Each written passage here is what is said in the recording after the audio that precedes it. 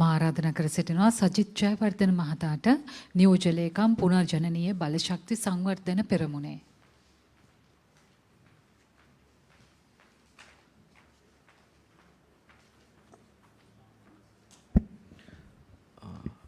සභාපතිතුමා ඇතුළු විද්වත් මණ්ඩලයෙන් අවසරයි වගේම සුබ දහවලක් කියලා ප්‍රාර්ථනා කරනවා සහභාගී වී සිටින සියලුම මහත්මවරුන්ට.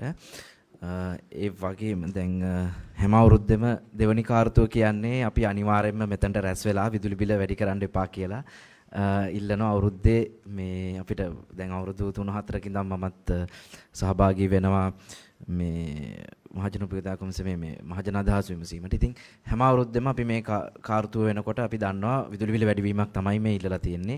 ඒක අපි හැමෝම අත්දැක්ක කාරණයක් පසුගිය අවුරුදු කිහිපය ඇතුළතම. මේක අපි කලින් ඉඳන්ම දැන් මිට කලින් තිබුණු අවස්ථාවලත් කිව්වා මේ දෙවෙනි කාර්තුව වෙනකොට මෙන්න මේ විදිහට වැඩි වෙන්න ඉල්ලයි. මොකද වැස්ස එන්නේ නැහැ. අපි දන්නවා ජල විදුලි අඩු වෙනවා. ඊට පස්සේ අපිට මේ තාප විදුලි අපේ මේ ලක්විජය බලාගාරයෙන් එන මොකක් හරි එකේ ප්‍රශ්නයක් වුණොත් හරි මොනවා හරි දෙයක් වුණොත් අනිවාර්යයෙන්ම ඊළඟට යන්න වෙන්නේ ස්පොට් බයින් ඔය අපි මේ මොනවද ෆොසිල් ෆුවල් වලට ගිහිල්ලා. ඉතින් විදුලි බිල අනිවාර්යෙන් එතකොට පුරවකතනේදී ඔක වැඩිවීමක් වෙන්න ඕනේ. අපි ඒක ගන්නේ වැඩිපුර සල්ලි දීලා. ඉතින් එතකොට මේ පසුගිය මේ අපේ තිබුණු මේ සමාලෝචන සසඳා බලන්න පුළුවන් අවුරුද්දේ මේ කාලය වෙනකොට කොහොමද ඒක උනේ කියලා. ඊළඟට දැන් 2030ට අපේක්ෂිත වඩා විදුලි ඉල්ලුම අඩු වෙලා තියෙනවා. දැන් මේ හැම පුරකථනයක්ම බැලුවම අපිට ඒක පේනවා රටක් විදියට දියුණු වෙනවා කියන්නේ විදුලි ඉල්ලුම අඩු වෙන එක නෙමෙයි. විදුලි ඉල්ලුම වැඩි වෙන්න ඕනේ. ඒ වැඩි වෙන විදුලි ඉල්ලුම සපුරා ගන්න ඕනේ අපි පුනර්ජනනීය බලශක්තියෙන්. ඒක තමයි ලාභම විදිය. ඒ කියන්නේ දැන් අපිට රටක් විදියට ඒක අලාභ නම් ඊළඟට ඒකට වෙන ඔප්ෂන් එකක් තියෙන්න ඕනේ. තව මොනවද අපිට තියෙන ලාභ දේවල් විදුලිය සපය ගන්න කියලා. දැන් පසුගිය කාලේ අපි දැක්කා සෝලා වලට පුළුවන් තරම් මේ තිබුණු හැම පහසුකමක්ම නතර කරා. ඇත්තටම සෝලර් කම්පැනිස් අපි 1000කට කිට්ටු වෙන්න ගානක් තිබුණා රෙජිස්ටර් වෙලා. ඒ එකක්වත් ආයි රිනිව් වෙලා නැහැ. ගොඩක්ම ඒක 50%කට විතර අඩු වෙලා තියෙනවා රිනිව් කරන එක රෙජිස්ට්‍රේෂන් එක සස්ටේනබල් එනර්ජි ඔතොරිටි එකේ. එතකොට ඊළඟට මේ පුනර්ජනනීය බලශක්තිය විදුලිය ජනනය කරනවා නම් තමයි අනිත් ක්ෂේත්‍ර වලට අපිට ලෝකයේත් එක්ක තරඟ කරන්න පුළුවන් වෙන්නේ. උදාහරණයක් විදියට අපි ගත්තොත් සංචාරක කර්මාන්තයට අපිට කියන්න පුළුවන් අපි ග්‍රීන් ඉලෙක්ට්‍රිසිටි තියෙන්නේ. එතකොට ඇවිල්ලා අපේ රට එන්ජොයි කරන්න අපේ තියෙන ග්‍රීන් ඉලෙක්ට්‍රිසිටි ඒවට ෆන්ඩ්ස් තියෙනවා වෙනම ග්‍රීන් ෆන්ඩ්ස් කියලා ඒවයින් ලබාගෙන අපිට විදුලි ජනනය කරන්න ඒවා යොදා ගන්න පුළුවන්. ඉතින් මේවා තමයි ලෝකේ මේ දිවෙන විදිය ඇත්තටම.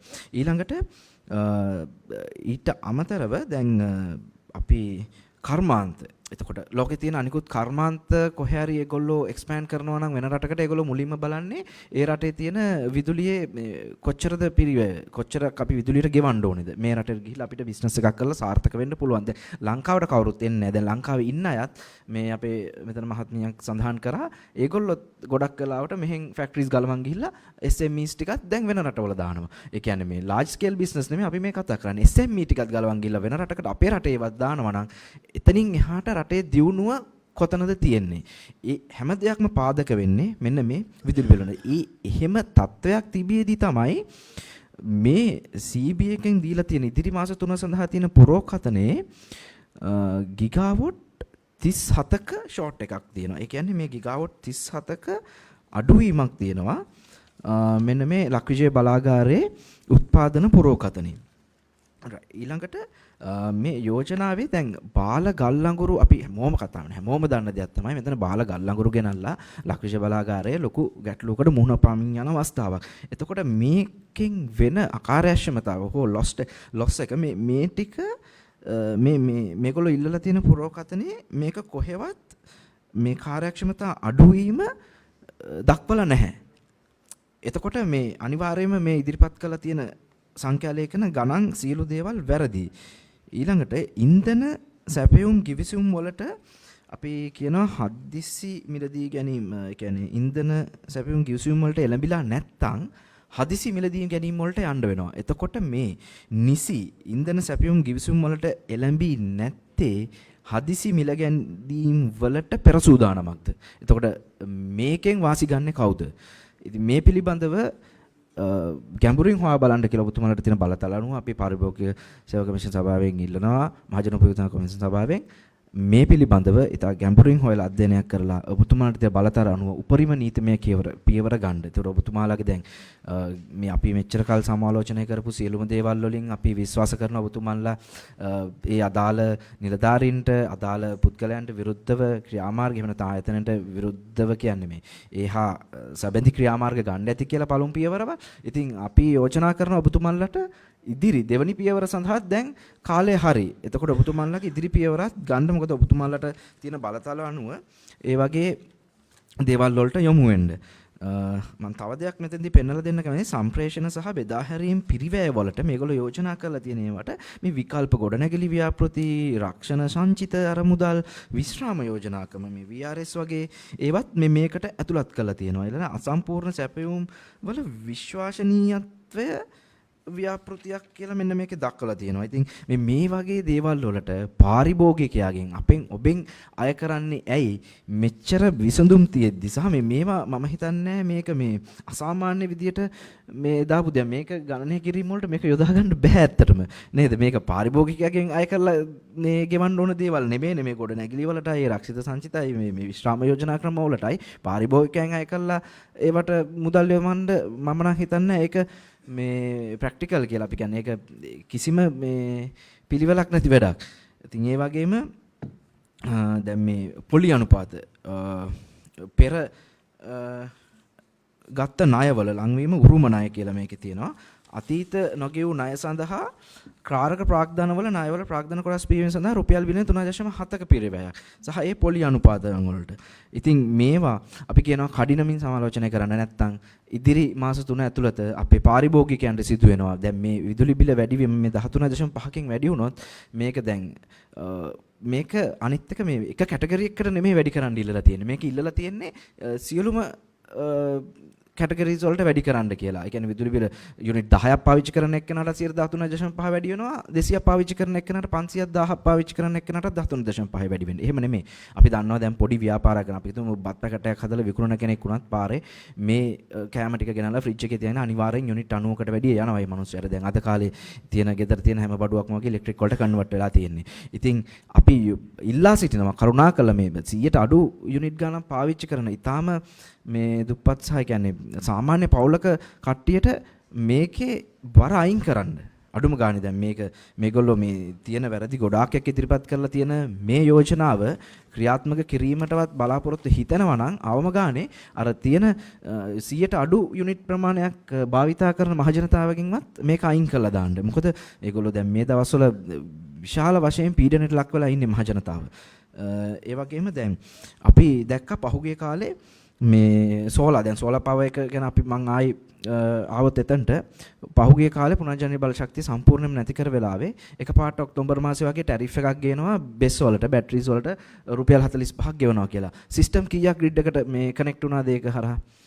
මම දන්න තරමට එකක්වත් නැහැ. එකක් විතර වගේ යෝජනාවක් වෙන්නේ. එක සිස්ටම් එකක්වත් හරියට ග්‍රිඩ් එකට කනෙක්ට් කරලා නැහැ. දැන් එහෙම සිස්ටම් එකක් ඇත්තෙත් නැහැ. ලොකු ප්‍රචාරයක් දුන්නා මේ බැටරි සිස්ටම් වලට රුපියල් 45ක් ගෙවනවා. ඇත්තටම 45 මදි.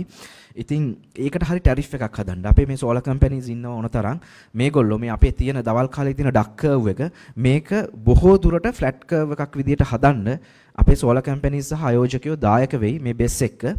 මේ අඩුම ගානේ 140ක් 60ක් අතරවත් මේ ඩක් කර්ව් එක අපිට ෆ්ලැට් කරගන්න පුළුවන් වෙයි විදුලි ඉල්ලුම උදේ සහ රාත්‍රී කාලේ තියෙන විදුලි ඉල්ලුම ෆ්ලැට් කරගන්න. මම දැක්කද මේ අපේ රට ජනාධිපතිවරයාත් ඉල්ලලා තියෙනවා විදුලි වාහන රාත්‍රී කාලේ charge කරන්න එපා කියලා. මේක මේ මම දකින විදියට රාත්‍රී කාලේ charge කරන්න නම් අපි බෙස් ඒ දවස්වල අපි කියපු කාලෙම හරි රේට් එකක් දීලා හරියට ඉම්ප්ලිමන්ට් කරලා තිබ්බනම් අද ওই වගේ ඉල්ලීමක් අපිට ජනතාවගෙන් කරන්න වෙන්නේ නැහැ. අපි එදා මීට අවුරුදු ගානකට කලිනුත් කිව්වා ට්‍රාන්ස්පෝර්ටේෂන් පැත්ත EV වලට කන්වර්ට් වෙන්න ඕනේ. හැබැයි මේ පබ්ලික් ට්‍රාන්ස්පෝර්ටේෂන් පැත්ත තමයි මුලින්ම වෙන්න ඕනේ. දැන් වෙලා තියෙන්නේ ඉන්ඩිවිජුවල්ස් වාහන ටික ගෙනල්ලා තියෙනවා. කවුරුත් කරනකම් බලන් ඉඳලා නැහැ. මිනිස්සු තමන්ගේ සල්ලි වියදම් කරලා ඉලෙක්ට්‍රික් වෙහිකල්ස් ගෙනල්ලා තියෙනවා. දැන් ඒකත් charge කරගන්න එපා කියනවා. ඉතින් මම දකින්නේ ඒක තමයි ඔප්ෂන් එක කියලා. මොකද මේ මිනිස්සු සමහරක් වෙලාවට ගෙදර බැටරි සුද්දාගෙන සෝලර් දාගෙන ඉන්න මිනිස්සු තමයි ගොඩක් මේ ඉලෙක්ට්‍රික් වෙහිකල්ස් අරන් තියෙන්නේ. ඉතින් මම හිතන්නේ එහෙම යෝජනාවක් කරන එක මේ වෙලාවේ සුදුසුයි කියලා. හැබැයි අපි අපේ ප්‍රැක්ටිස් එකක් තියාගන්න ඕනේ කොහොමත් අපි දැනුවත් නම් අපේ විදුලි ඉල්ලීම කොයි වෙලාවද වැඩි කියලා ඒ වෙලාවේ අපිට පුළුවන් තරම් උපරිමය අඩුවෙන් විදුලිය භාවිතා කරන්නත්.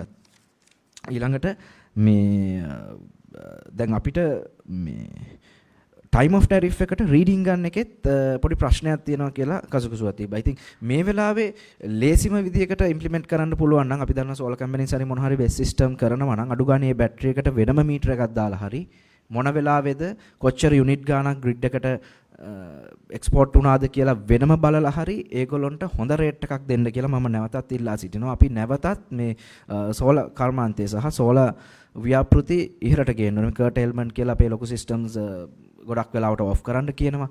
මේ අපතේ යන සූර්ය බල ශක්තිය මේක ගබඩා කරගත්තා නම් එක්කෝ මිනි ග්‍රිඩ් concept එකකින් හරි එහෙම නැත්නම් මොන හරි තාක්ෂණ යොදා ගැනීමෙන් අපි AI තාක්ෂණේ large language models ඕන තරම් තියෙනවා. කොච්චර ප්‍රමාණයක් කොච්චර ඉල්ලුම කොහෙද තියෙන්නේ?